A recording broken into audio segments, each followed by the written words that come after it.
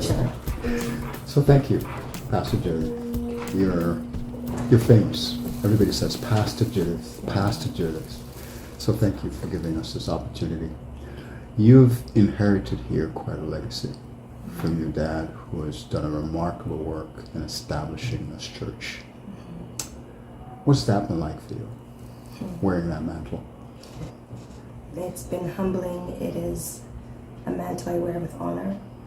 I know that if he was here with us, we lost him in 2019, but if he were here, he would have done the very same thing. He would have roared until the city heard him. And so to be able to bear this mantle and to fight for our people, and to even present the church in a way that hasn't been presented before in this manner, it's very humbling. And we're determined. We were determined to, it wasn't even about, we weren't thinking about the mantle, we weren't thinking about what we were doing, we were just determined to be in action. And I think our actions, of course, spoke louder than our words. And that's what the church has to be about. Sometimes children deviate from the path that their parents have created, Yes. but you seem to have come into this willingly and with great passion. Why did you decide to follow the ministry of your father? Oh my goodness. I think it was my passion for God, first and foremost. I think it was the light that my dad shined in understanding that the relationship with God is less about religiosity and more about relationship. And that if you can have a sincere relationship with God and the work that he has laid out for us to do, there's no better choice in life for me. And so that's what I did. I followed the relationship and the passion and the love that I have for God and his people. And my dad taught me a very strong lesson many years ago. He said the greatest leaders are first the best servants. And to be able to be in a position to serve these men and women, I tell them every day that they're the kings and queens. And I'm at service to them. And if they see me as a leader in that, well, then So be it. so be it. So how did this church get involved in this particular issue? When did you become aware of it, and what prompted you to get involved? So Sunday, July the 16th, I woke up I was on my way to church, I saw a video. And it was a video, and honestly, when I was watching the video, I thought this was somewhere else in the world. I didn't think that this was Toronto. And as I watched the video, I was disturbed.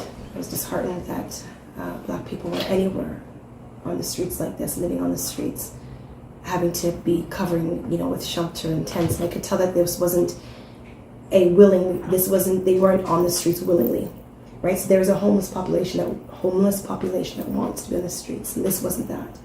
As I continued to watch the video, I realized this was 129 Peter Street. Maybe 20 minutes, 25 minutes down the street from me. And I said something had to be done. And so Monday morning I woke up. Donald McLeod, who we have an organization called Standing United Canada, we got on the phone. I said, have you heard and seen what's going on downtown? I said, what are we going to do about it? He said, the churches need to get involved. I said, send them to my church. I said, send them to my church. Just like that? Just like that. I said, give me a few minutes, let me speak to the board. Because I could not be at rest. I couldn't stay in my bed knowing that these men and women who were seeking asylum in this country were left on the streets. I couldn't sleep in my bed comfortably another night. And so spoke with the board, they said yes. And that was about 8 a.m. in the morning. By 7 p.m., we started moving them all here, and by midnight, we had 190 people in this building. So in less than 12 hours, a decision was made, and it was mobilized. That's a massive undertaking. It is. That's such short notice. It is, because I tell you the truth, I didn't know what we were going to do. I didn't think about anything else but getting them off the street. Because for me to see and to know that people were driving past these people, that you work in downtown, you saw these people on the streets and have not done anything. For not just 2-3 weeks at a time, they were out. And so when we got them here, I said to the team, okay, well, we'll serve them pizza tonight. That was the easiest thing to get together. And I did not know what was going to happen the next morning. Wow. And then the Jamaican Canadian Association stepped in. Breakfast was served. And they served breakfast an entire week. The next morning I woke up to full staff everywhere. Kitchen, within the store, intake. It was incredible. Our people responded. That's amazing. Yeah. And sometimes, I know you're like stepping for the questions, but sometimes all people need is a pathway. And when the pathway to help and extend care was opened, they rushed towards it. They jumped in. That's amazing. Yeah. Most people would look at the reasons why they can't do it. We don't have enough money, we don't have enough space, we don't know how to feed them. What about the facilities? Do we have the infrastructure to take care of all these people? That's a lot of questions to consider, but you seem to have just gone right past those questions to action. Yeah. That's amazing. Yeah. What would you say allowed you that kind of passion or quick response? What do you think motivated that quick response so that you overlooked the challenges and moved directly to action? Yeah, if I'm completely honest, I just couldn't see them on the streets one day longer. So it was for a passion for people. After a while, it became, I was angry about the system. I was disappointed. I was appalled. To know that so many years they've helped different communities, set them up right. Communities were met at the airport with flags. Even when, other communities came in, they may not have had flags being made up, but they had hotels waiting and ready for them. They moved to action. And for the first time in history in our city, the first set of people that are left on the street for months are my people. No, you're not going to spit in their faces. No, you're not going to treat your pets better than you treat my people. And so it became righteous indignation. Mm. It became,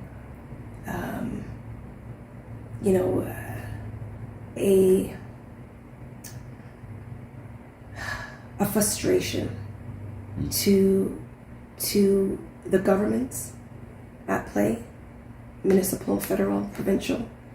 It became a great frustration, and I acted to show them. I didn't act to show them, but as we were acting, as we were mobilizing, and as we were doing interviews, it was to make sure that those interviews painted a picture that if the church and our community could do this without infrastructure, like you said, without time and space to think and to plan, but just for compassion for people, and we could have done this in less than 24 hours. How much more could you have done if you cared?